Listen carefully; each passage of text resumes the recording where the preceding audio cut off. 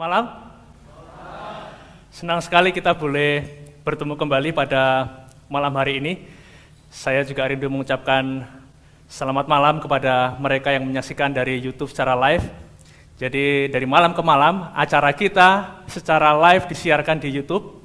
Ini alamatnya, jadi bila mana Bapak Ibu punya saudara di luar kota, tidak bisa bersama-sama dengan kita, catat saja ini alamatnya, amazingfacts.id/live. Jam 7 malam, kita sudah mulai langsung siaran live-nya.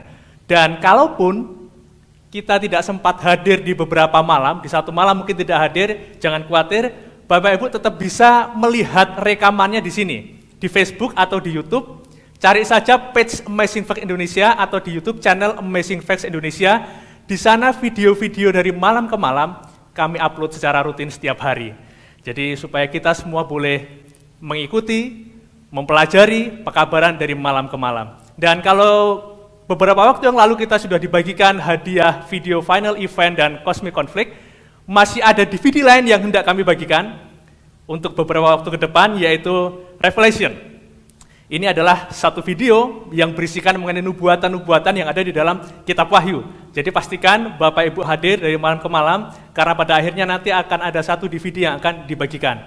Dan setiap malam di akhir seminar ada satu kopian pelajaran yang dibagikan. Sampai dengan akhir seminar nanti ada kurang lebih 21 judul pelajaran Alkitab. Jadi memang tidak semua pembahasan tiap malam ada pelajarannya, tetapi total kami hitung ada sekitar 21. Nah, bila mana Bapak Ibu nanti memiliki seri pelajaran ini dengan lengkap dan sudah mengisi pertanyaan-pertanyaan di dalamnya, di akhir seminar nanti sekitar tanggal 10, itu bisa ditunjukkan ke panitia akan memeriksanya, dan nantinya Bapak Ibu akan mendapatkan Alkitab baru secara gratis. Jadi pastikan, bila mana mungkin saat ini Bapak Ibu belum memiliki secara lengkap pelajaran-pelajaran Alkitabnya, mungkin ada di satu tanggal kita tidak hadir. Jadi belum dapat ini seri pelajarannya, minta saja di bagian pendaftaran. Mbak, saya tanggal sekian tidak hadir, mau minta seri pelajarannya, nanti kami kasih, sehingga bisa mengkoleksi pelajaran ini secara lengkap dan bisa mendapatkan Alkitab di akhir seminar kita nanti. Bila mana ada anak-anak, bisa mengikuti acara anak-anak di ruangan sebelah, karena ada kelas khusus anak-anak yang materinya sama dengan yang kita pelajari, tetapi dibahas dengan versi anak-anak sehingga mereka boleh mengerti. Baik, apa pembahasan kita besok malam? Besok malam? Kita sebagai warga yang baik ya, kita mengikuti Dirgahayu kota kita, kota Sragen. Yang tirakatan, mari kita tirakatan ikut memeriahkan ulang tahun dari kota Sragen tercinta. Tetapi pada hari Jumat pastikan kita boleh hadir karena ada satu topik yang menarik, yaitu Antikristus diungkap. Seperti apa itu Antikristus berdasarkan yang dikatakan Alkitab, bukan hanya tuding sana tuding sini, tetapi ciri-ciri yang dimaksud Alkitab terhadap Antikristus ini apa? Pastikan hari Jumat hadir, ada bagian pertama yang akan kita bahas. Dan pada Sabtu malam, kunci bertahan hidup di akhir zaman. Kita tahu, makin mendekati akhir zaman, kehidupan semakin sulit. Apa rahasianya supaya kita bisa bertahan? Baik secara rohani kita, maupun secara jasmani kita supaya tetap sehat menantikan kedatangan Yesus yang kedua kali. Pastikan nanti hadir di Sabtu malam. Dan pada hari Minggu, ada satu topik yang menarik juga, yaitu gerbang menuju hidup yang baru. Jadi itulah topik-topik kita sepanjang 4 hari ke depan, dan kita akan mulai malam ini pembahasan kita. Kembali kami undang Bapak Ibu boleh banget berdiri, kita menyanyikan lagu tema kita, Pandanglah pada Yesus.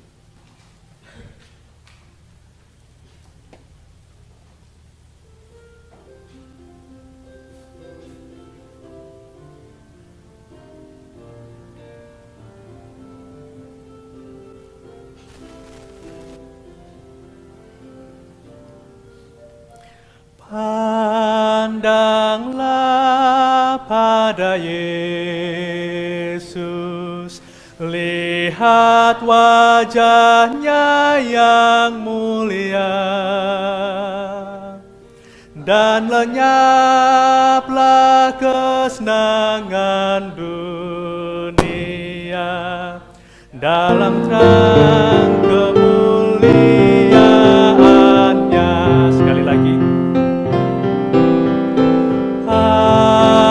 Pandanglah pada Yesus, lihat wajahnya yang mulia,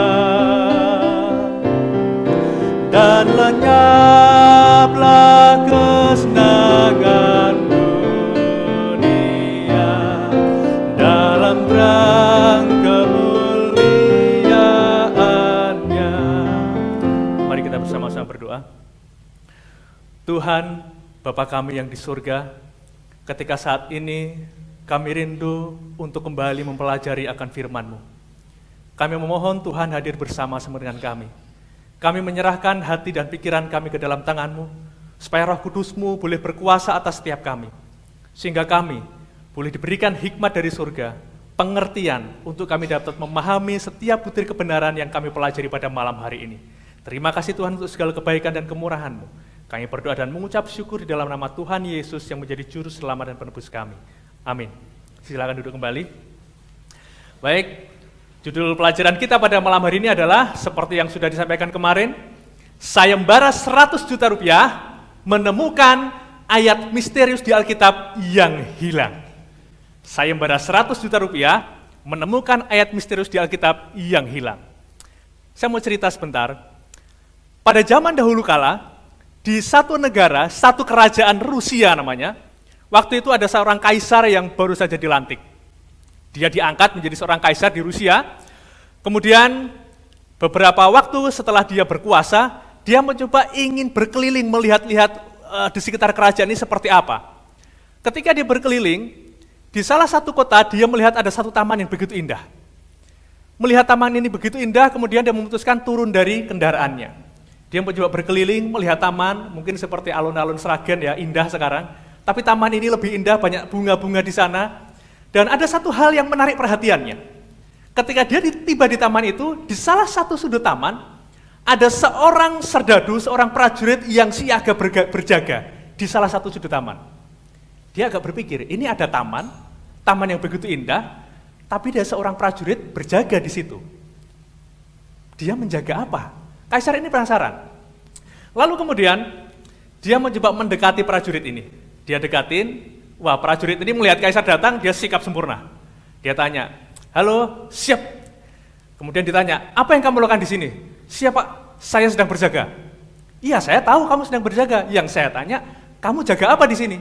Serdadu ini katakan, siap, saya tidak tahu. Nah, dia jaga tapi tidak tahu. Dia tanya lagi, loh, kamu bilang tadi kamu jaga? Iya Pak, saya disuruh berjaga. Terus apa yang kamu jaga? Tidak tahu Pak. Loh, kamu tidak tahu yang dijaga tapi kamu jaga di tempat ini. Terus ngapain? Siap, saya hanya menjalankan perintah. Siapa merintah kamu? Dia bilang, atasan saya. Saya disuruh berjaga di sini dari jam sekian sampai jam sekian. Hanya menjalankan perintah atasnya untuk berjaga. Tapi itu tidak memuaskan. Jawaban itu tidak memuaskan sang kaisar. Dia tetap mencoba ingin tahu kenapa dia harus berjaga di situ, berdiri di salah satu sudut taman itu. Akhirnya sekembalinya dia dari berkeliling, dia panggil stafnya, dia tanya, kamu tahu di salah satu taman itu ada seorang serdadu di sana. Ngapain dia? Stafnya kebingungan, juga tidak tahu. Alasannya kenapa? Cari sampai ketemu, kenapa dia harus berjaga di sana. Akhirnya stafnya ini mulai membuka arsip-arsip kerajaan. Dibuka kepemimpinan yang sebelumnya, tidak ditemukan catatan. Sampai pergi ke pengadilan kota, nyari-nyari arsip-arsip yang tahun-tahun berikutnya, tetap tidak diketemukan. Sampai akhirnya, diketemukanlah satu arsip dari 100 tahun sebelumnya. Disitulah ditemukan bahwa pada waktu itu, 100 tahun sebelumnya, ada satu putri raja bernama Catherine yang Agung, mendapatkan satu hadiah segepok bunga mawar, tumbuhan bunga mawar, bukan hanya bunganya, tumbuhan bunga mawar, tanaman mawar. Kemudian oleh putri kerajaan ini, bunga mawar ini, tanaman mawar ini ditanam di taman kota itu. Nah, karena bunganya ini masih cukup lemah, masih agak kecil-kecil, supaya tidak diganggu, tidak diinjak-injak, tidak rusak, pengadilan memutuskan harus ada orang yang menjaga. Mulai saat itulah, setiap hari ada serdadu yang menjaga taman itu supaya bunganya tidak dirusak. Tapi itu 100 tahun yang lalu. Dan ketika kaisar yang baru ini sudah berkuasa, tanaman mawarnya sudah nggak ada, adanya bunga-bunga yang lain. Tetapi kebiasaan serdadu ini berjaga, itu terus dilanjutkan meskipun mereka tidak tahu alasannya kenapa saya harus berjaga. Pokoknya asal diperintah suruh jaga ya jaga. Nggak tahu apa yang dijaga. Hanya karena bunga mawar. Nah, yang perlu menjadi pertanyaan kita, mungkinkah hal yang sama juga terjadi kepada kita? Orang-orang Kristen, umat-umat Tuhan, melakukan hal yang sama, mengikuti sesuatu yang berabad-abad hanya ngikutin saja tanpa cari tahu kenapa kita harus ikuti hal ini. Tanpa mengetahui kebenaran yang sesungguhnya kenapa kita harus melakukan hal ini. Mungkinkah itu terjadi? Semalam kita mempelajari satu ayat, Yohanes 8 ayat 32. Kamu akan mengetahui kebenaran dan kebenaran itu akan memerdekakan kamu. Kebenaran akan memerdekakan kita hanya bila mana kita mengikuti kebenaran itu. Tidak cukup hanya mengetahuinya, tetapi kita perlu mengikutinya.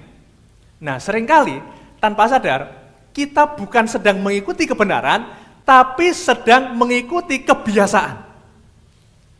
Pertanyaan kita sekarang ini, apa sebenarnya itu kebenaran? Sampai kebenaran itu memerdekakan kita dan kita harus mengikuti kebenaran. Kemana kita harus mendapatkan definisi kebenaran? Mari kita cari di dalam kitab suci. Ada 3 definisi kebenaran yang kita temukan di dalam kitab suci. Yang pertama adalah, kebenaran itu adalah Yesus. Kita bisa melihatnya di dalam Yohanes 14 ayat yang ke-6. Yohanes 14 ayat yang ke-6. Mari kita baca bersama-sama, 1, 2, 3. Kata Yesus kepadanya, Akulah jalan dan kebenaran dan hidup. Tidak ada seorang pun yang datang kepada Bapa kalau tidak melalui aku. Sangat jelas, firman Tuhan Alkitab mengatakan Yesus adalah kebenaran. Jadi bila mana seseorang mengikuti Yesus, menerima Yesus, dia sedang memilih untuk mengikuti dan menerima kebenaran. Kenapa? Karena Yesus adalah kebenaran. Itu definisi yang pertama. Definisi yang kedua adalah firman Tuhan adalah kebenaran. Kita bisa membacanya di dalam Yohanes 17 ayat yang ke-17. Dikatakan di sana, kuduskanlah mereka dalam kebenaran, firman-Mu adalah kebenaran. Inilah definisi kedua dari kebenaran, yaitu firman Tuhan. Jadi bila mana kita mengikuti apa yang dikatakan firman Tuhan, tidak peduli apa kata orang, tidak peduli apa kata siapa terhadap diri kita, tetapi selama kita mengikuti kebenaran, kita boleh merasa pasti kita sedang mengikuti hal yang benar. Kita sedang mengikuti kebenaran. Ya. Itu definisi yang kedua. Lalu apa definisi yang ketiga dari kebenaran? Yang ketiga adalah, hukum Tuhan adalah kebenaran. Di dalam Mazmur 119 ayat yang ke-142. Ini terjemahan bahasa Indonesia sehari-hari. Keadilanmu bertahan selama-lamanya dan hukummu selalu benar. Dalam terjemahan baru mungkin dituliskan Tauratmu selalu benar. Ya. Taurat hukum sama, hukummu selalu benar. Jadi hukum Tuhan itulah juga adalah kebenaran. Jadi ketika ayat tadi di dalam Yohanes tadi mengatakan kebenaran akan memerdekakan kamu, jadi kita bisa mengalami kemerdekaan di dalam kebenaran bila mana kita mengikuti Yesus yang adalah kebenaran, menuruti firman Tuhan yang adalah kebenaran, dan mentaati setiap hukumnya yang adalah kebenaran. Karena kebenaran itulah yang memerdekakan kita. Nah, tadi malam saya percaya satu topik yang betul-betul mengejutkan bagi mungkin di antara kita yang ada di sini, yang sangat bertentangan dengan apa yang kita yakini selama ini. Kita menemukan satu fakta di dalam Alkitab bahwa hari ke-7 di dalam satu pekan adalah hari Sabat Tuhan, dan itu adalah hari Sabtu. Banyak orang saat ini yang merasa bingung, yang mana itu hari Sabat. Tetapi tadi malam kita sudah pelajari bahwa hari Sabat yang sesuai dengan Alkitab adalah hari Sabtu. Tetapi mungkin tetap ada yang bertanya-tanya, apakah benar hari Sabat, hari Sabtu itu adalah kebenaran? Bagaimana cara kita mengujinya? Apakah benar hari Sabat, hari Sabtu itu adalah kebenaran? Kita sudah pelajari tadi, ada 3 definisi kebenaran, yaitu Yesus adalah kebenaran, firman Tuhan adalah kebenaran, dan hukum Tuhan adalah kebenaran. Jadi malam ini kita akan coba, kita akan selidiki apakah hari Sabat ini bisa kita temukan di 3 definisi kebenaran tadi. Apakah hari Sabat bisa kita temukan di dalam Yesus?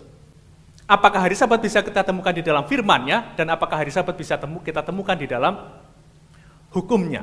Kita akan melihat melalui 3 definisi kebenaran ini. Ya. Dan kalau kita temukan di dalam ketiganya, nah baru kita bisa merasa yakin, oh berarti benar, hari Sabat itu adalah kebenaran yang memang perlu kita untuk ikuti. Baik, kita akan melihat yang pertama. Apakah hari Sabat bisa kita temukan di dalam Yesus? Apakah ada? Oke, mari kita lihat. Semalam kita sudah sempat bahas beberapa hal ya. Jadi ini ada beberapa yang kita review. Di dalam Lukas 4 ayat yang ke-16 dikatakan di sini, ia datang ke Nazaret, tempat ia dibesarkan.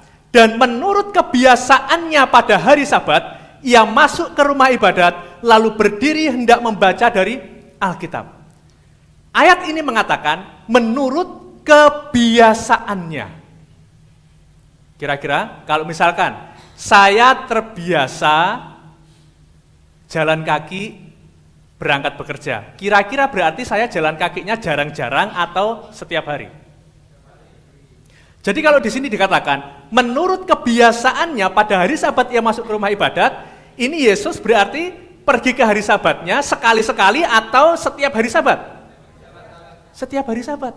Karena kalau jarang-jarang berarti bukan kebiasaan. Yang namanya kebiasaan itu adalah sesuatu yang rutin, terus-menerus.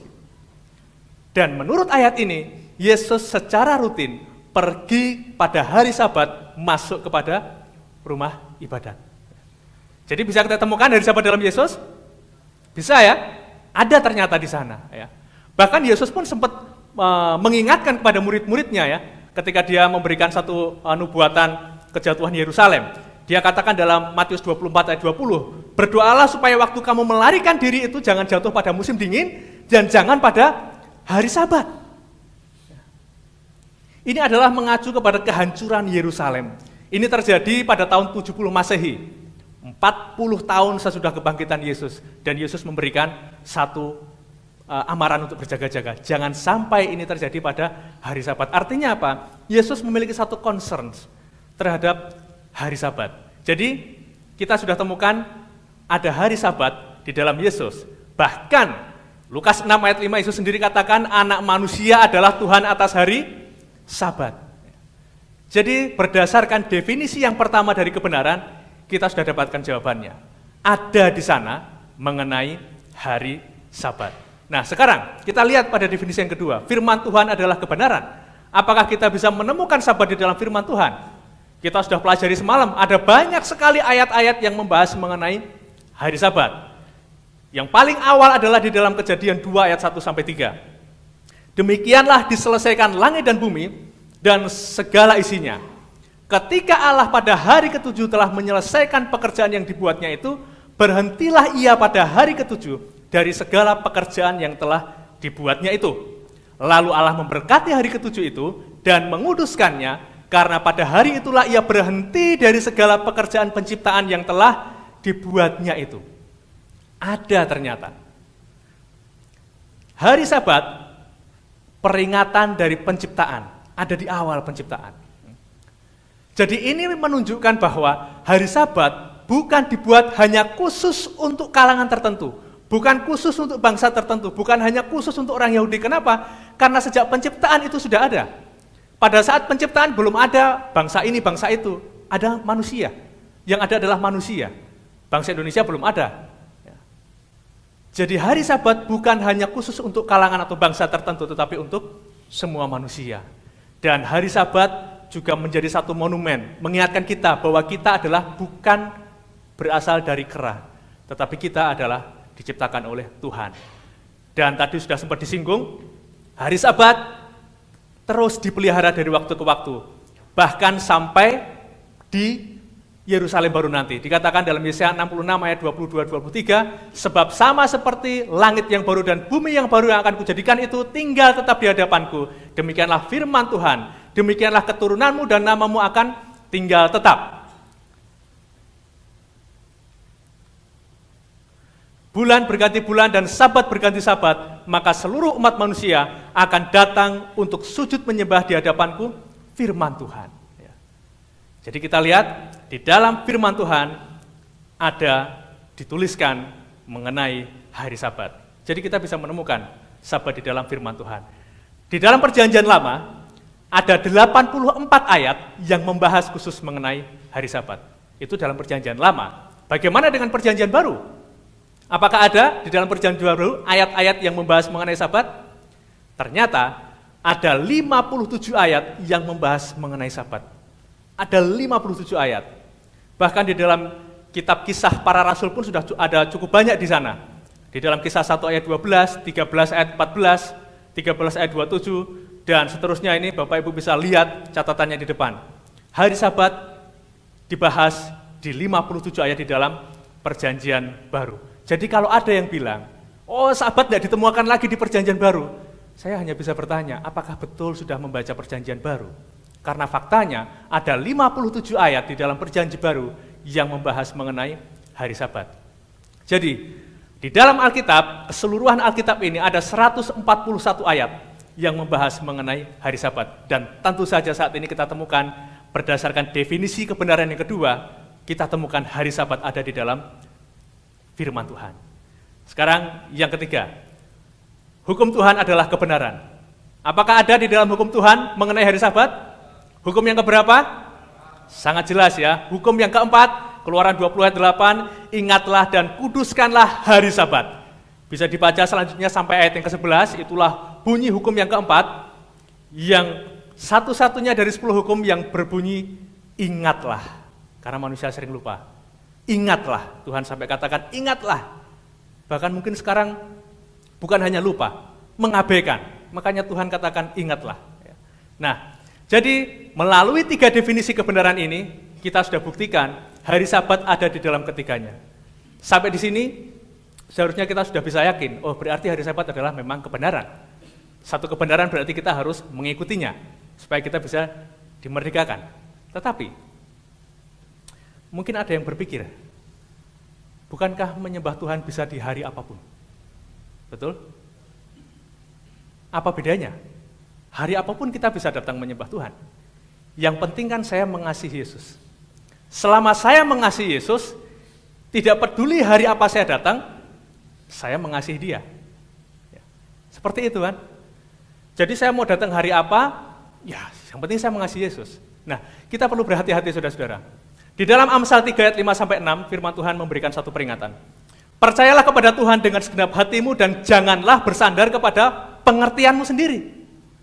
Akuilah Dia dalam segala lakumu, maka Ia akan meluruskan jalanmu. Seringkali kita terjebak untuk mengandalkan pengertian kita sendiri.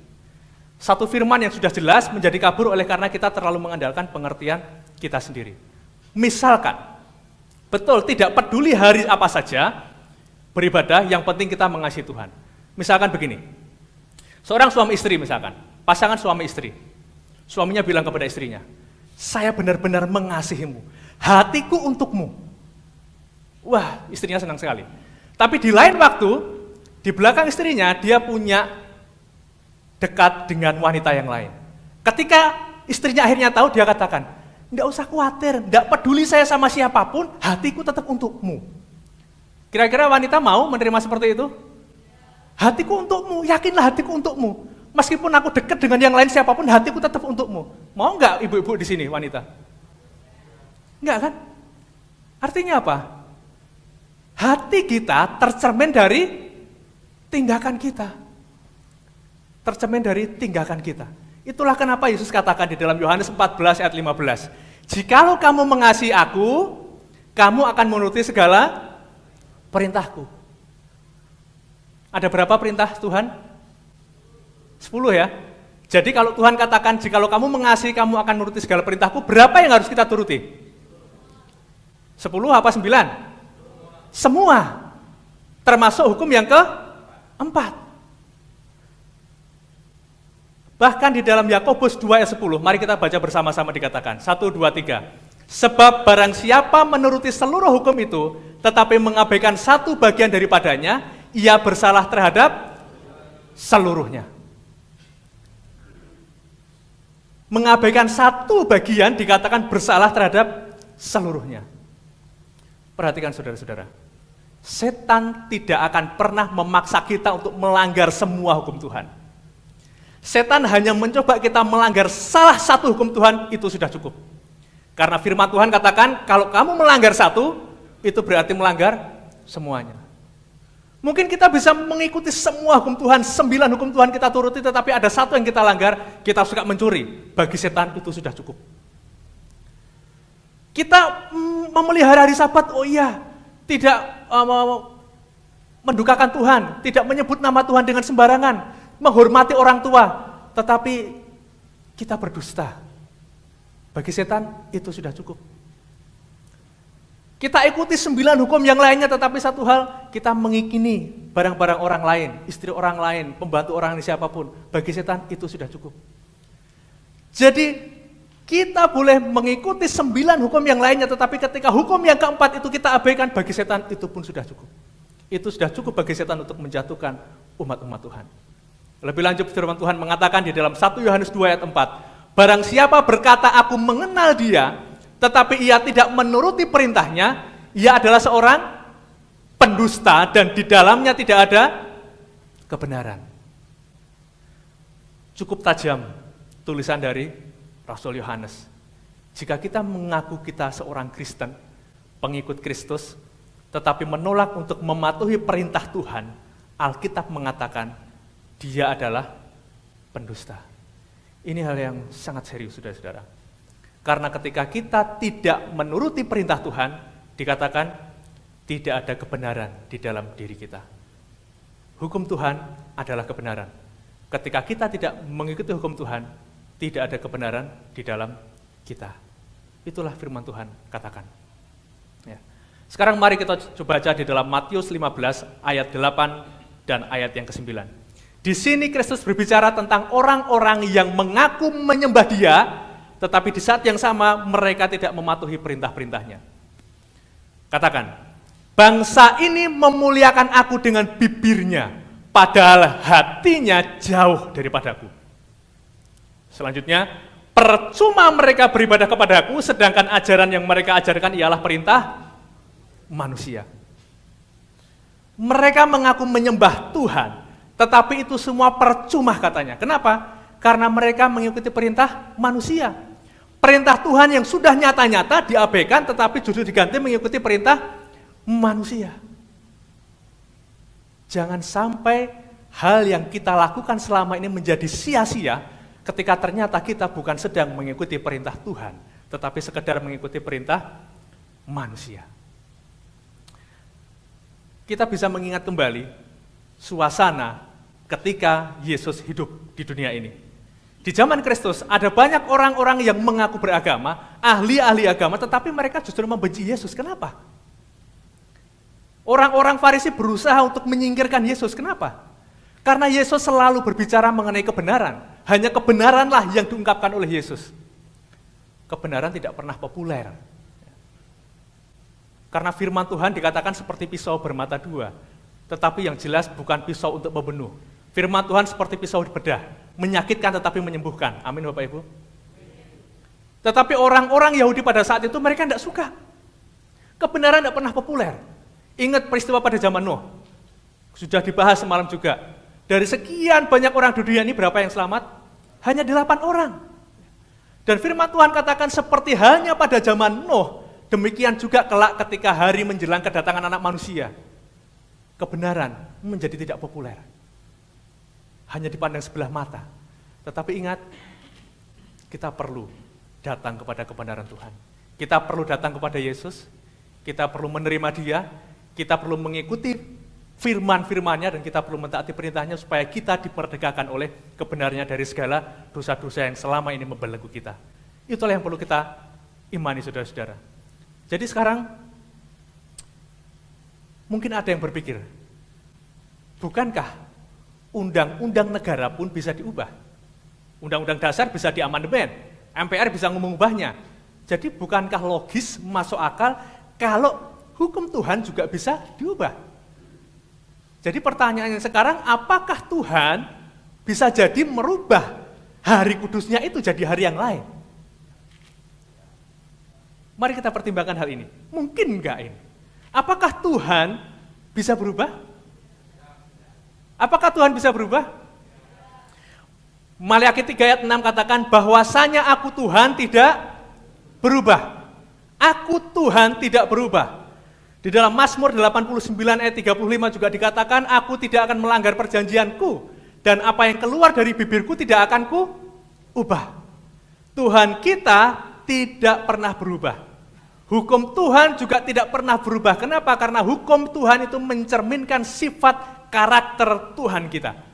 Ingat lagu anak-anak, Tuhan Yesus tidak berubah, tidak berubah, tidak berubah. Tuhan Yesus tidak berubah, tak berubah selama-lamanya. Kalau seandainya Tuhan kita berubah, hukumnya berubah, lagunya pasti ganti, saudara-saudara. Tuhan Yesus sudah berubah, jadi seperti itu. Tetapi lagunya sampai sekarang tidak ganti. Tuhan Yesus memang tidak berubah, hukumnya juga tidak pernah berubah. Oke, hukum tidak bisa tidak berubah, Tuhan kita tidak berubah. Tetapi apakah mungkin Tuhan memberikan kepada gereja otoritas untuk merubah hari kudusnya untuk dipelihara? Mungkin tidak. Tuhan kasih otoritas, terserah kamulah, gereja kamu punya kuasa, silahkan ubah. Mau pilih hari apa? Hari kudusnya diubah. Apakah Tuhan kasih otoritas kepada gereja? Mari kita perhatikan ayat berikut. Di dalam Yesaya 8 ayat 20, di sini dikatakan, carilah pengajaran dan kesaksian. Siapa yang tidak berbicara sesuai perkataan itu, maka baginya tidak terbit fajar. Dalam terjemahan King James Version, pengajarannya adalah hukum. Carilah hukum. Lihatlah di dalam hukum dan kesaksian, tulisan-tulisan para nabi.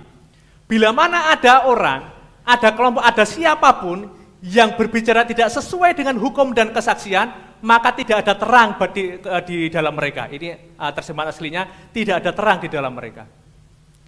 Jadi sekarang, hukum Tuhan jelas mengatakan hari Sabat adalah hari ketujuh. Kesaksian-kesaksian para nabi juga demikian, para rasul juga demikian. Jadi kalau sekarang ada orang, ada kelompok atau ada siapapun yang mengatakan hari kudus Tuhan dirubah tidak sesuai dengan hukum, baginya tidak ada terang, di dalamnya tidak ada terang. Itu firman Tuhan katakan. Jadi jelas Tuhan tidak pernah memberikan otoritas kepada sekelompok, kepada gereja atau kepada siapapun untuk bisa merubah hukumnya.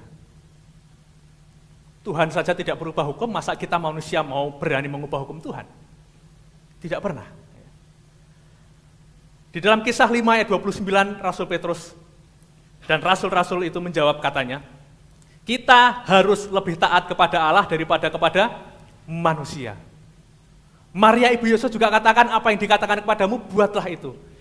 Ayat ini sedang mengatakan kepada kita, mari kita lebih taat kepada Tuhan daripada kepada manusia. Dan Maria juga ikut katakan kepada kita, apapun yang dikatakan Yesus, apapun yang diperintahkan dia, perbuatlah, ikutilah. Yesus juga kembali menegaskan, jikalau kamu mengasihi aku, kamu akan menuruti segala perintahku. Jadi sekarang, dari kedua pertanyaan ini, apakah Tuhan pernah merubah hari kudusnya? Apakah Tuhan memberikan gereja otoritas untuk merubah hari kudusnya? Tentu saja tidak. Tidak ada seorang pun yang memiliki otoritas untuk merubah hari Sabat kepada hari Sabat hari ketujuh kepada hari yang lain. Itulah yang firman Tuhan tegaskan kepada kita pada malam hari ini. Ya. Baik, tapi kita perlu bersikap adil pada malam hari ini. Saya percaya dari kemarin, kalau saya mungkin mendengarkan ini belenger juga rasanya. Dari kemarin dibahas Sabat, Sabtu, sekarang dibahas lagi. Sekarang mari kita buktikan. Kita bahas mengenai hari Minggu. Kita lihat apa yang dikatakan Alkitab mengenai hari Minggu ini. Kenapa? Jika Tuhan menginginkan kita memelihara, menyucikan, menguduskan hari Minggu, berarti harus ada satu ayat setidaknya di dalam Alkitab yang menegaskan hal ini. Dan inilah sayembara kita. Kalau kita bisa menemukannya, 100 juta. Kita akan mencari ayat yang hilang dalam malam ini di dalam Alkitab yang bisa menunjukkan kepada kita hari Minggu adalah hari yang harus dikuduskan, yang harus dipelihara setiap pekan. Bendahara panitia masih ada ya? Jangan lari, oke? Ini kalau ketemu 100 juta ya. Tolong jangan lari di belakang ya. Baik, kita akan cari tahu. Apakah ada di dalam Alkitab satu ayat yang menegaskan hari Minggu adalah hari yang harus kita kuduskan dan kita pelihara? Kita akan cari ayat demi ayat semuanya. Siap Bapak Ibu? Siap? Agak kurang semangat. Mungkin mikirnya, kalau ayat demi ayat mau sampai jam berapa ini? Kita bisa tidak pulang ini kan? Jangan khawatir. Di dalam Alkitab, hanya ada 8 ayat yang membahas secara spesifik mengenai hari Minggu hari pertama. Hanya ada 8 ayat. Dan 6 ayat diantaranya ada di dalam kitab Injil. Bapak Ibu bisa catat, kita tidak akan bahas semuanya, karena ke-6 ayat ini semuanya sama. Ke-6 ayat ini adalah membahas mengenai hari pertama minggu itu, mengenai kebangkitan Tuhan Yesus. Jadi di dalam keempat kitab Injil, tidak satu pun di antara ayat-ayat ini yang secara tegas menegaskan di sana bahwa hari Minggu ini adalah hari yang harus disucikan, dipelihara, dikuduskan. Satu pun tidak ada di sana. Padahal kalau kita pikir ya, kalau memang Tuhan menghendaki hari Minggu menjadi satu hari yang harus dikuduskan, pastilah murid-murid Tuhan itu tahu. Pasti mereka akan mencatatkannya di salah satu kitab Injil ini. Pasti harusnya. Tetapi pada kenyataannya ternyata tidak ada dicatatkan di dalam ke-6 ayat ini. Tidak ada. Nah, 6 ayat sudah selesai Bapak Ibu. Cepat ya ternyata. 6 ayat sudah selesai. Di dalam ke-6 ayat ini hanya membahas mengenai Yesus bangkit pada hari pertama minggu itu. Tetapi tidak ada di sana, hari pertama minggu itu harus dikuduskan, harus disucikan, harus dipelihara. Tidak ada. Jadi sekarang mari kita langsung meloncat kepada ayat yang ke-7. Di dalam ayat yang ke-7, itu bisa kita temukan di dalam 1 Korintus 16 ayat 1 dan ayat yang kedua. 1 Korintus 16 ayat 1 dikatakan tentang pengumpulan uang bagi orang-orang kudus. Perhatikan ini, orang-orang kudus. Hendaklah kamu berbuat sesuai petunjuk-petunjuk yang kuberikan kepada jemaat-jemaat di Galatia. Pada hari pertama dari tiap-tiap minggu, hendaklah kamu masing-masing sesuai dengan apa yang kamu peroleh, menyisihkan sesuatu dan menyimpannya di rumah, supaya jangan pengumpulan itu baru diadakan kalau aku datang. Lihat, ada pengumpulan uang untuk orang-orang kudus di hari pertama. Bukankah kebiasaan kita kalau mengumpulkan uang untuk orang kudus, di mana? Di gereja kan? Persembahan toh? Bukankah ini masuk akal? Tetapi mari kita perhatikan. Hari pertama dalam satu pekan adalah hari Minggu. Dan Paulus berkata, hendaklah hari pertama dari tiap-tiap minggu, hendaklah pada hari Minggu, kamu masing-masing menyisihkan sesuatu dan menyimpannya di mana? Di rumah, bukan di gereja. Kalau ini adalah satu bentuk persembahan, tentu datang ke gereja, berikan itu persembahan. Tetapi Rasul Paulus katakan, sisihkan itu, simpan di rumah. Beberapa terjemahan sama, mereka bilang menyisihkan, menyimpan di rumah, ini terjemahannya Weymouth. Dalam terjemahan NIV dan NASB juga sama, menyimpan, sisihkan, simpan. Apa sebenarnya maksud Paulus? Paulus sebenarnya sedang katakan, pada hari pertama, hari Minggu, sisihkanlah dahulu. Kenapa? Jujur, kalau kita mau jujur, kebiasaan kita, kalau kita datang ke gereja memberikan persembahan, apakah kita menyisihkan dulu? Apa yang ada di kantong seringkali terjadi. Bahkan seringkali kita menyisakan. Paulus sedang menasihati, kalau kamu mau berikan persembahan untuk orang kudus, sisihkanlah dari apa yang kamu peroleh. Artinya apa? Ketika saya dapat berkat, langsung saya sisihkan dulu. Tetapi kebiasaan kita, gunakan dulu, kalau ada sisa baru kasih pada Tuhan. Seperti itu kan. Paulus sedang kasih nasihat, sisihkan dahulu. Disisihkan di hari Minggu. Hari pertama disimpan di rumah, nanti ketika ke gereja, ke sinagog, ke rumah ibadah, bawa itu tinggal diberikan. Jadi persembahan itu sudah betul-betul disiapkan. Bukan ketika datang bingung, akhirnya apa yang ada di kantong dimasukkan. Akhirnya ya dapatnya sisa-sisa kan Tuhan, kasihan Tuhan dikasih sisa-sisa terus. Nah, jadi kita lihat di sini, justru Paulus memelihara, menguduskan hari Sabat. Kita bisa melihatnya di dalam Kisah Para Rasul 18 ayat yang keempat. Dikatakan, dan setiap hari Sabat Paulus berbicara dalam rumah ibadat dan berusaha meyakinkan orang-orang Yahudi dan orang-orang Yunani. Ini adalah Paulus ketika berada di Korintus pada saat itu. Dia mengajar tiap-tiap hari Sabat. Berapa lama Paulus berada di Korintus? Ada yang tahu berapa lama? Ayat yang ke-11. Maka tinggallah Paulus di situ selama 1 tahun 6 bulan dan ia mengajarkan firman Allah di tengah-tengah mereka. 1 tahun 6 bulan. Dituliskan setiap Sabat dia mengajar di rumah ibadat. 1 tahun 6 bulan, 1,5 tahun. Ada berapa Sabat? 78 sabat. Jadi untuk 78 sabat di Korintus, Paulus tiap-tiap hari sabat mengajar. Dan terjadi kebangunan besar di kota Korintus pada waktu itu. Jadi berdasarkan kisah yang sudah kita baca tadi, ketika Paulus katakan, hendaklah pada hari pertama kamu menyisihkannya, juga tidak kita temukan itu satu dorongan atau satu anjuran atau satu perintah bagi kita untuk membuat hari Minggu menjadi satu hari yang kudus untuk dipelihara dan disucikan. Tidak kita temukan. Justru kita melihat Paulus mengatakan itu pada hari Sabat ketika dia mengajar di rumah ibadat. Dia katakan, besok pada hari Minggu, ingat ya, sisihkan dahulu. Kenapa? Begini, kalangan orang Yahudi yang mereka menjadi orang-orang pedagang, biasanya kita menghitung laba atau menghitung keuangan dagang kita biasanya kan di akhir minggu. Tetapi orang-orang Yahudi di hari Jumat, mereka biasanya itu hanya setengah hari, malah ada yang hari Jumat itu sepanjang hari untuk hari persiapan. Jadi mereka tidak menghitung itu, keuangan usaha mereka enggak dihitung, karena mereka sudah persiapan untuk hari Sabat. Kebiasaan mereka menghitungnya adalah justru di hari Minggu.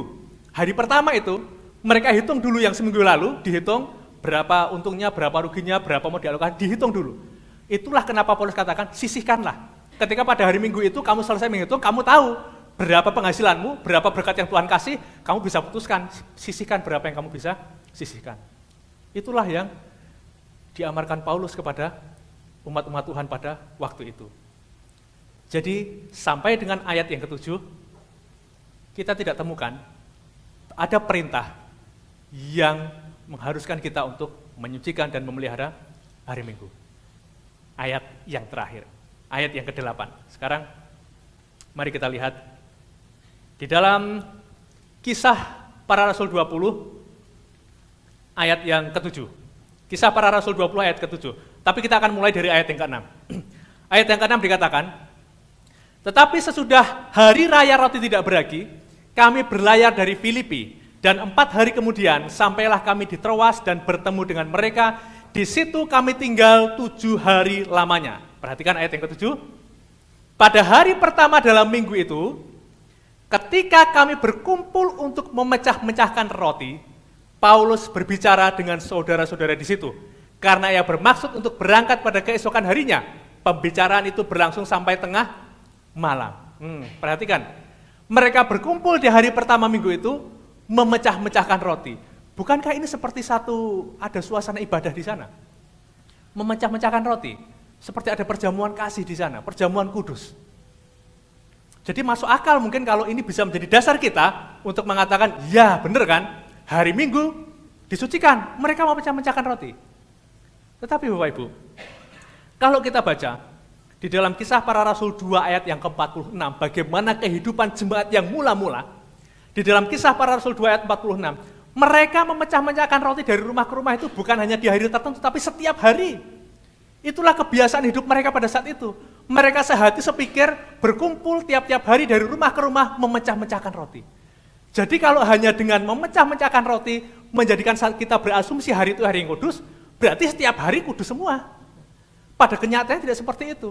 Tuhan tegaskan, hari kudus yang dia pilih adalah hari yang ke-7.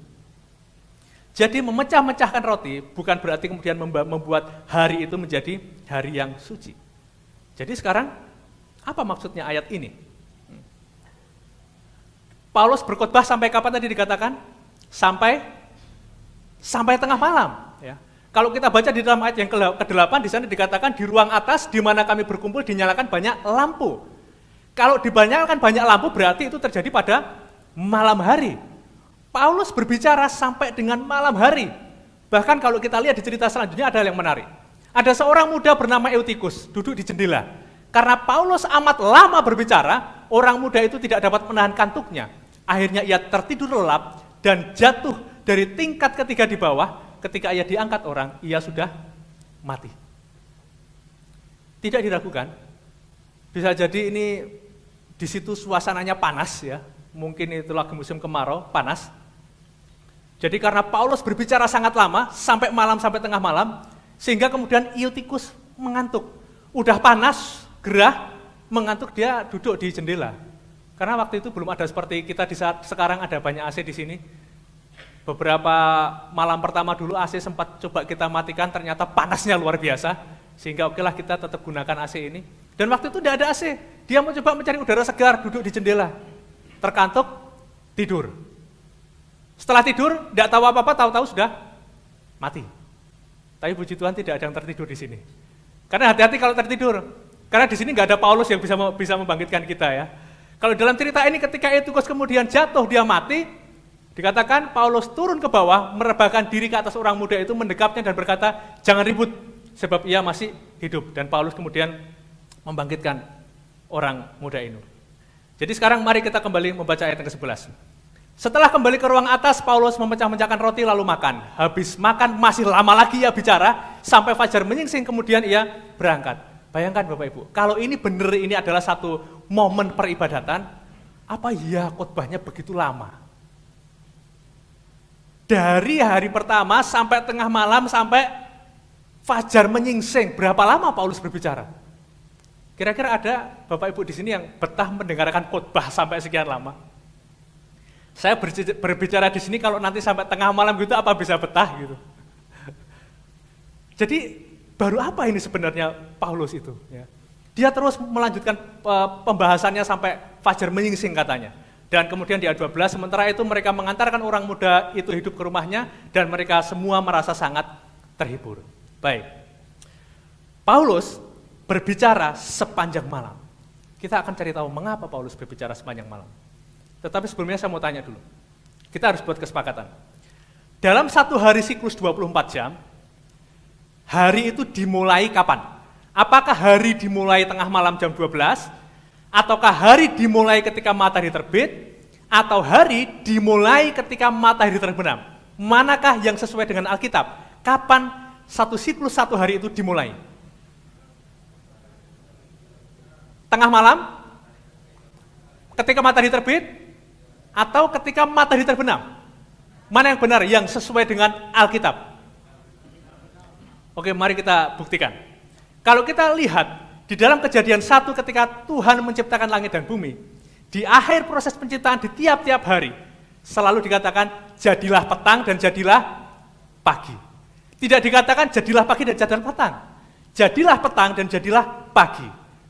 Hari dimulai dari petang hari. Dan kalau kita baca di dalam Imamat 23 ayat 32, di sana dijelaskan dari matahari terbenam sampai matahari terbenam kamu harus merayakan Sabatmu. Jadi perhitungan hari berdasarkan Alkitab adalah dari matahari terbenam sampai kepada matahari terbenam. Ayat-ayat lain bisa temukan di dalam Ulangan 16 ayat 6 dan Markus 1 ayat 32. Inilah yang Alkitab katakan. Jadi perhitungan hari dalam satu hari 24 jam itu sebenarnya diawali pada saat matahari terbenam. Bukan pada saat jam 00, juga bukan pada saat matahari terbit, tetapi dimulai ketika matahari terbenam. Jadi kita lihat di sini, ketika matahari terbenam, kemudian matahari terbit, siang hari, sampai matahari terbenam kembali. Itulah satu hari menurut Alkitab. Bisa disepakati? Ini Alkitab yang bilang. Ya, bisa disepakati ya? Satu hari itu adalah diawali ketika matahari terbenam dan berakhir pada saat matahari terbenam kembali. Nah, berdasarkan prinsip ini, sekarang kita akan melihat pertemuan Paulus dengan umat-umat Tuhan pada waktu itu. Paulus mulai berbicara di hari pertama mulai sampai dengan matahari fajar menyingsing berikutnya. Dan itu adalah hari Minggu. Kalau Bapak Ibu punya Alkitab terjemahan bahasa Indonesia sehari-hari, di dalam Kisah 20 ayat yang ke-7, di sana dikatakan, pada malam Minggu kami berkumpul untuk makan bersama secara bersaudara. Malam Minggu. Kenapa? Ada yang masih pacaran di sini? Biasanya kalau ngapel hari apa? Malam Minggu.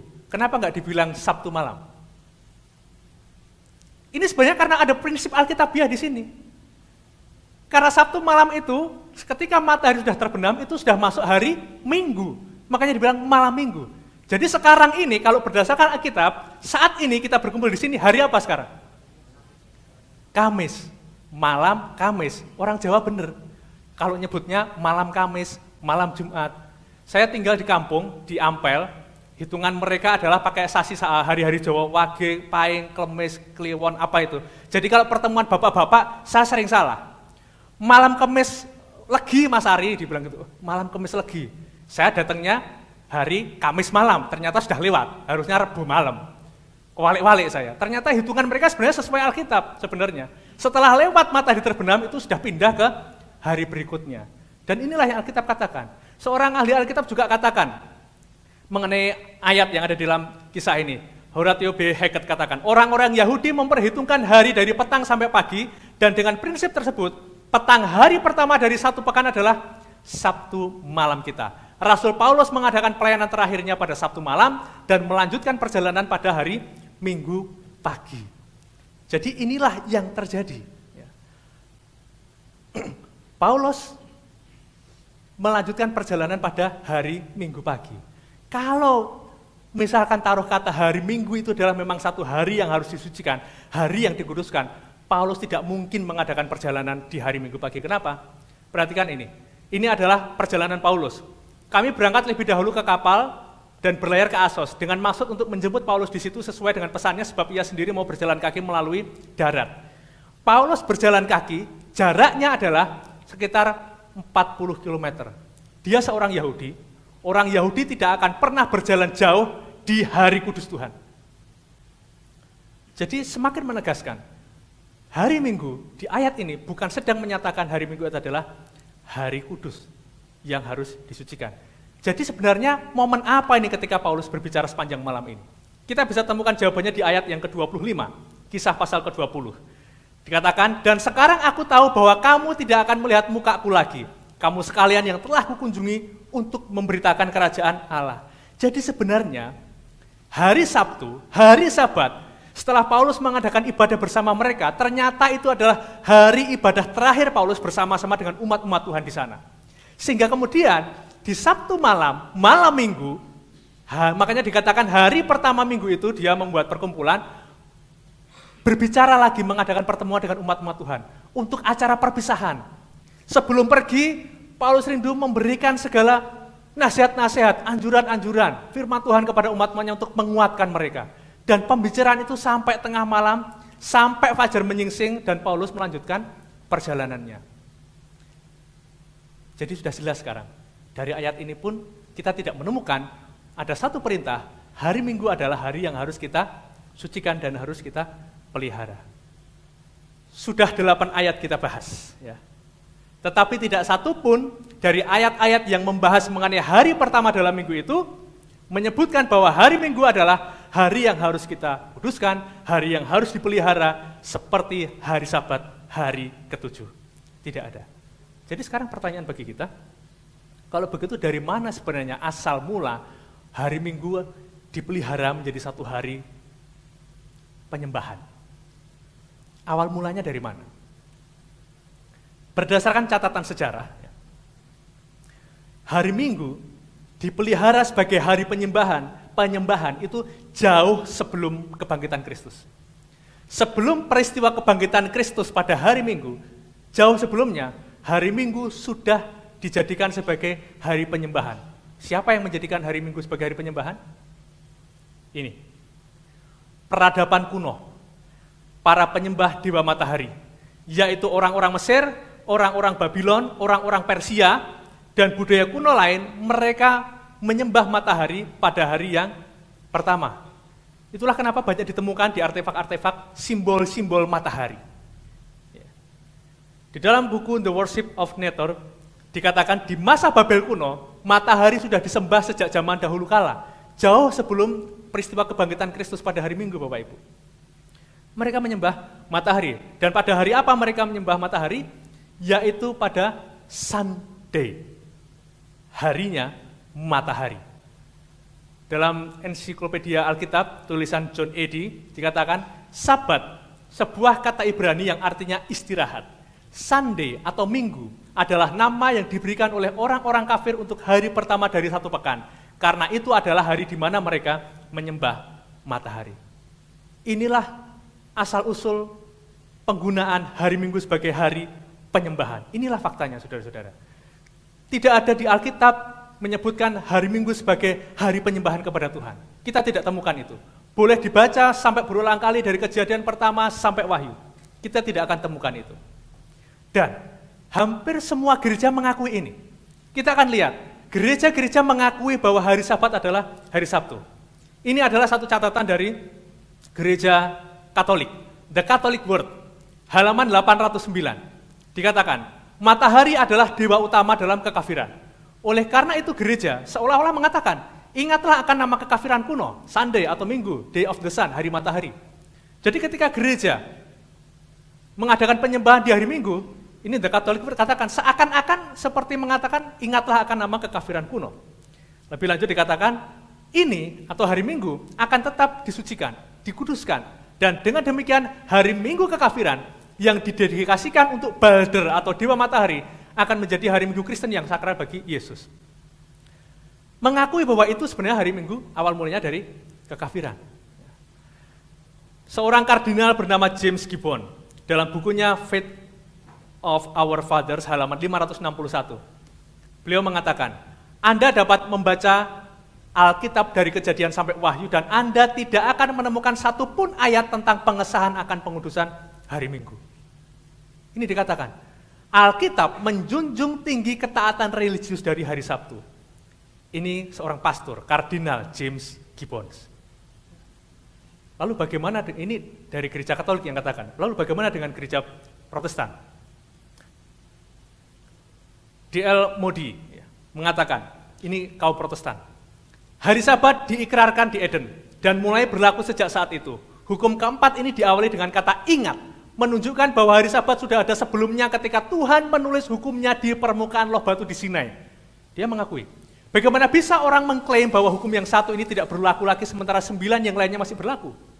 Banyak orang mengatakan, Kristus sudah dipalangkan, jadi kita tidak perlu lagi memelihara hari Sabat. Tetapi kenapa yang dipalangkan hanya 1? 9 lainnya masih berlaku. Dia mengatakan demikian. Alasan kita bergereja pada hari Minggu bukanlah karena hari Minggu adalah hari Sabat. Kenyataannya hari Minggu bukanlah hari Sabat. Hari Sabtu akan selalu menjadi hari Sabat. Tidak ada hukum yang merubah hari Sabat menjadi hari Minggu. Mike Hayes, ini adalah seorang pendeta Protestan, anggotanya puluhan ribu di Dallas, Texas. Dia katakan demikian. Meskipun dia kemudian juga membuat satu pembenaran-pembenaran alasan-alasan kenapa mereka beribadah pada hari Minggu, tetapi dia juga mengakui bahwa tidak ada hukum yang merubah hari Sabat menjadi hari Minggu. Ada dan masih ada perintah untuk memelihara kekudusan hari Sabat, tetapi hari Sabat itu bukanlah hari Minggu. Tentu saja saya cukup tahu bahwa hari Minggu masuk pada sejarah kekristenan mula-mula sebagai hari perbaktian yang mana kita pelajari dari para pendahulu Kristen dan sumber lainnya. Ini adalah Dr. Edward T. Hiscock, penulis dari buku Pedoman Gereja Baptis. Tetapi sungguh disayangkan itu datang dengan tanda kekafiran dan dikristenisasi dengan nama Dewa Matahari dan dijadikan warisan turun-temurun bagi Protestanisme. Jadi kita lihat baik gereja Katolik, gereja Protestan, gereja Baptis, mereka mengakui bahwa pemeliharaan hari Minggu itu tidak bersumber dari Alkitab. Tetapi mereka mengakui hari Sabat adalah hari Sabtu dan itulah hukum Tuhan dan tidak pernah berubah. Jadi sekarang Sabat atau Minggu. Kita bukan sekedar berbicara masalah hari Bapak Ibu. Tetapi ini adalah masalah kepada siapa kita mau menurut. Firman Tuhan katakan kita harus lebih taat kepada Allah daripada kepada manusia. Sekali lagi, kami di sini, Amazing Faith Indonesia, ketika mengadakan seminar bukan bermaksud untuk menyinggung, menyerang apapun keyakinan kita selama ini, tetapi kami hanya rindu untuk membagikan apa yang kebenaran firman Tuhan katakan kepada masing-masing kita. Tuhan tidak pernah memaksa kita. Tuhan memberikan kebebasan memilih. Demikian juga kami hanya memaparkan fakta kebenaran Alkitab dan pilihan ada di tangan kita masing-masing. Apakah kita mau memilih mengikuti perintah Tuhan atau kita punya pilihan yang lain? Yang pasti, tidak ada gereja yang mempunyai otoritas untuk mengubah hukum Tuhan. Tidak ada. Bapak Ibu, di Sragen ada stasiun ya. Pernah perhatikan rel kereta api ini? Pernahkah Bapak Ibu mengukur jarak antara kedua rel ini? Pernah? Di setiap negara, misalkan di Indonesia, Bapak Ibu mau pergi ke Jakarta, mau pergi ke Surabaya, mau pergi kemanapun, jarak antar rel ini pasti selalu sama. Di semua negara, pasti selalu sama. Nah, di Amerika, jarak antar dua rel ini adalah jaraknya 56,5 inci atau 143,5 inci. Saya sempat waktu pertama kali melihat ini, fakta ini, aneh. Kenapa mereka pilih 143,5 inci? Kenapa nggak dibulatkan aja sih? 144 atau 145? Dibulatin kan enak, ngukurnya kan enak. Kenapa harus pakai koma-koma seperti ini? Ternyata, Bapak Ibu nanti juga boleh cari di Wikipedia, di internet, saya carinya juga di sana. Saya coba lihat, ternyata yang menentukan ukuran ini adalah orang Inggris yang pindah ke Amerika. Orang Amerika kebanyakan kan dari Inggris ya. Mereka pindah ke Amerika, dan ketika mereka membuat rel kereta api, mereka membuat perhitungan mereka yang di Inggris, dibawa ke sini. Perhitungannya adalah 56,5 inci. Tetapi masih belum memuaskan saya. Lalu orang Inggris menggunakan standar ini asalnya dari mana? Setelah itu, ternyata orang Inggris waktu itu pertama kali membangun rel jalur kereta pertama adalah menggunakan tram yang ditarik dengan kuda. Dan waktu itu, untuk mengukur jalan itu menggunakan yang namanya jig, alat pengukur untuk jarak roda di kereta. Dan yang digunakan orang Inggris adalah jarak dua roda di kereta itu. Ukurannya adalah memang 56,5 inci atau 143,5 cm. Dari mana mereka mendapatkan ukuran itu? Ternyata, geser lagi, baca sejarah-sejarah, ukuran itu didapat dari orang Romawi kuno zaman dulu. Inggris termasuk jajahan Romawi, Bapak Ibu ya. Berdasarkan sejarah, yang membuat jalan raya pertama itu adalah orang-orang Romawi. Dan mereka menetapkan standar ukuran roda, jarak roda kanan kiri itu adalah 56,5 inci atau 143,5 cm. Itu mereka hanya menghitung kereta mereka, kereta kuda, kereta perang ditarik dengan dua kuda. Dan kalau dua kuda berdampingan berjejeran diukur, jatuhnya rodanya adalah 56,5 inci. Dari situlah mereka gunakan. Ketika kemudian orang Inggris membuat jalan, mereka juga pakai standar itu. Ketika orang Inggris kemudian pindah ke Amerika buat kereta api, pakai standar itu. Saya cukup heran, kenapa ketika mereka bangun rel di kereta api di Amerika, nggak diubah ukurannya? Kenapa nggak dibuat lebih besar? Kan kereta bisa jadi muat lebih banyak orang. Tapi mereka hanya mengikuti aja standar yang dari Inggris sebelumnya, yang ternyata dari bangsa Romawi kuno pada zaman dulu. Dan hasilnya adalah cukup merepotkan ketika teknologi berkembang. NASA cukup kerepotan. Kenapa? Ahli NASA pernah berpikir, tangki bahan bakar pesawat ulang-alik harusnya bisa dibuat lebih besar, tetapi mereka tidak bisa. Kenapa? Karena mereka membuatnya di Utah, dan mereka mengangkut dengan kereta api ke Florida. Jadi mau tidak mau, ukuran tangki bahan bakar pesawat ulang-alik harus ngikutin standar ini. Kenapa? Kalau lebih besar, nggak bisa lewat terowongan kereta api. Karena terowongan kereta api kan hanya seukuran kereta, lebih besar tidak bisa masuk. Hanya karena apa? Hanya ketentuan yang dibuat oleh orang Romawi kuno beratus-ratus tahun yang lalu, sampai sekarang NASA jadi ikut kena getahnya. Tidak pernah berpikir, tidak pernah memeriksa yang dulu-dulu, hanya sekedar mengikuti saja. Tidak ada pilihan lain lagi terhadap orang NASA sekarang. Ya wes lah, hanya ngikuti. Nah sekarang kita coba lihat di dalam kehidupan kita saat ini. Apakah kita mau seperti NASA? Hanya ngikut saja, tidak ada pilihan lain? Ada pilihan dalam hidup kita. Hidup kita bukan seperti ukuran rel kereta yang tidak bisa diubah. Dan ketika Tuhan memberikan satu kebenaran, juga bukan berarti kemudian kita tidak bisa mengikuti kebenaran itu hanya karena kita sudah terlanjur seperti rel kereta api ini. Tuhan memberikan kita pilihan. Pilihan ada di tangan kita. Apakah kita mau mengikuti Alkitab atau kita mau mengikuti tradisi kita? Apakah kita mau mengikuti Yesus atau kita hanya mengikuti apa yang dikatakan pemimpin agama? Apakah kita mau mengikuti hukum Tuhan atau kita hanya mengikuti dogma manusia? Apakah kita mau mentaati perintah Tuhan atau kita lebih memilih mentaati ajaran manusia? Apakah kita mau mengikuti jalan Tuhan karena Yesuslah jalan kebenaran dan hidup, atau kita memilih jalan yang dibuat oleh manusia? Pilihan ada di tangan kita masing-masing. kerinduan saya, dan saya berharap kerinduan kita semua. Biarlah kita memilih untuk mengikuti kebenaran. Kebenaran adalah Yesus.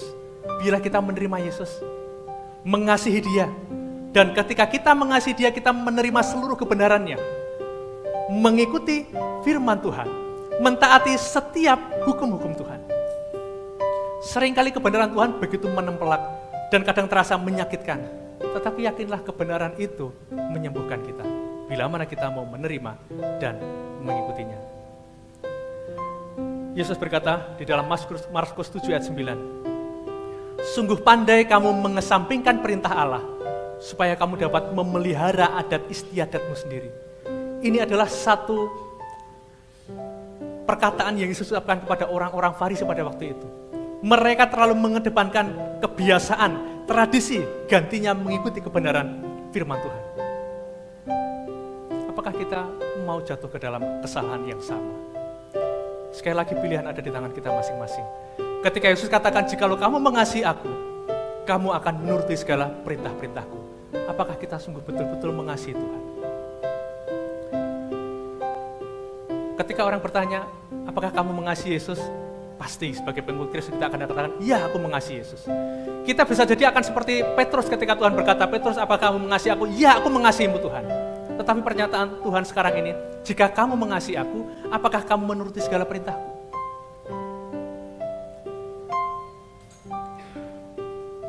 Apakah kita betul-betul mengasihi Tuhan?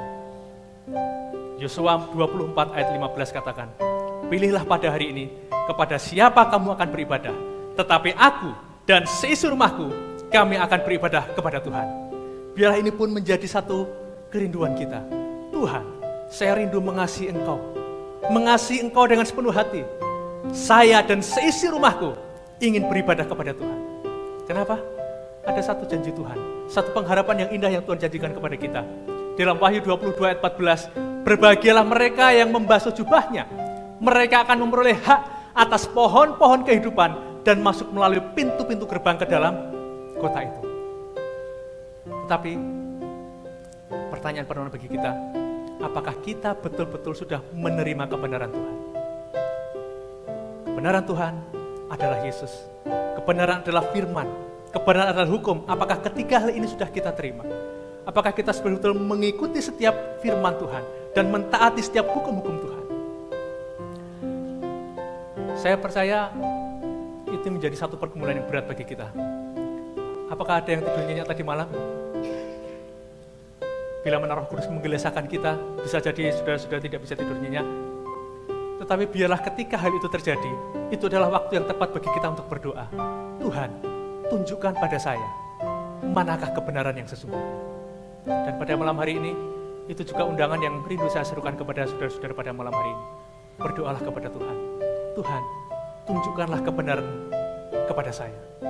Bila mana memang hari Sabat hari ke-7 ini, satu kebenaran yang Engkau mau untuk saya ikuti, untuk saya hidupkan, biarlah Engkau menunjukkan kepada saya. Selesaikan segala masalah saya yang berkaitan dengan hal itu, supaya saya bisa mengikuti kebenaran.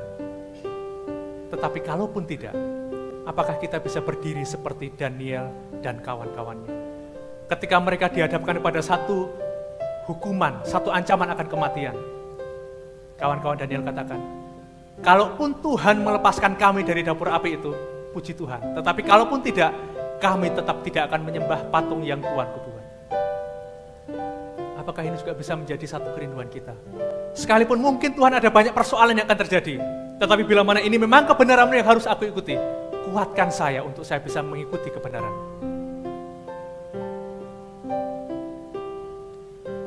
Biarlah ini menjadi kerinduan kita semua. Dan bila mana di antara kita saat ini masih ada yang bergumul, masih ada yang bimbang, masih ada yang ragu-ragu, doakanlah itu. Mintalah Roh Kudus. Roh Kuduslah yang akan memimpin kita kepada kebenaran. Roh Kuduslah yang akan menginsafkan kita, menuntun kita kepada setiap kebenaran yang Tuhan kehendaki untuk kita ikuti dan kita yakini. Mari kita memilih Yesus.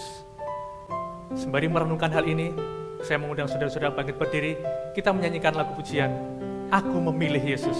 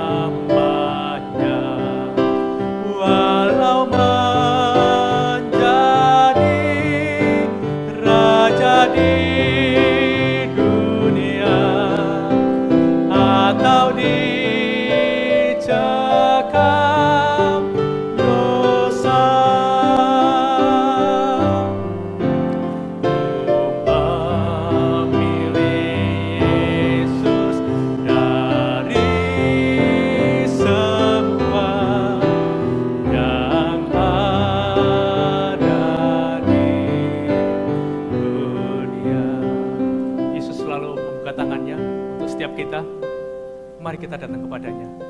Mari kita memilih Dia. Mari kita memilih kebenarannya. Biarlah kebenaran yang memerdekakan kita dari segala dosa-dosa yang membelenggu kita selama ini. Mari kita naikkan doa kepada Tuhan. Tuhan Allah Bapa kami yang di surga, kami mengucap syukur untuk tuntunan Tuhan pada malam hari ini. Ketika kami telah mempelajari akan firman-Mu, seringkali firman-Mu itu terasa cukup menyakitkan di dalam hati kami, menempelak kami, mengagetkan, dan membuat kami bergumul dan ragu-ragu apakah betul-betul ini adalah satu kebenaran-Mu. Tetapi biarlah malam ini Tuhan, ketika kami sudah melihat bahwa ini adalah kebenaran Tuhan, bantu kami Tuhan untuk kami boleh menjadi umat-umat-Mu yang setia. Ketika kami mengatakan kami mengasihi Engkau, bantu kami untuk kami dimampukan untuk menuruti setiap perintah-perintah Tuhan. Bila mana saat ini, di antara kami yang masih sementara bergumul untuk menerima apakah betul-betul ini satu kebenaran-Mu, biarlah Engkau sendiri akan menuntun mereka. Roh Kudus-Mu akan memberikan pencerahan kepada mereka. Jangan biarkan mereka tidur nyenyak pada malam hari ini sebelum Engkau memberikan pencerahan yang sebenarnya kepada mereka. Biarlah kebenaran yang sejati yang daripada-Mu, Engkau sendiri yang akan memeteraikan di dalam hati mereka masing-masing. Dan biarlah kami semuanya ini, ketika kami pulang dari tempat ini, biarlah kami pulang dengan hati yang damai, dengan penuh sukacita, karena kebenaran Tuhanlah yang memerdekakan kami dari setiap dosa yang membelenggu kami, yang membutakan kami akan setiap kebenaran yang harus kami ketahui dan kami ikuti. Terima kasih Tuhan untuk kebaikan-Mu. Terima kasih atas pengorbanan-Mu di kayu salib. Dan ketika kami akan mengakhiri pertemuan kami pada malam hari ini, biarlah kasih pemeliharaan Tuhan boleh menjadikan bagian kami. Engkau menyertai setiap umat-umat yang pulang dari tempat ini. Sepanjang perjalanan mereka, tibakan di rumah dengan selamat. Pertemukan kami kembali pada waktu pertemuan berikutnya. Tuhan berikan kami kesempatan, berikan kami kesehatan, untuk kami boleh terus mempelajari pekabaran firman Tuhan dari malam ke malam. Terima kasih Tuhan, mengampuni dosa kami, layakkan kami. Kami berdoa dan mengucap syukur, hanya di dalam nama Anak-Mu tunggal Tuhan kami, Yesus Kristus, yang menjadi Tuhan dan penebus kami. Amin.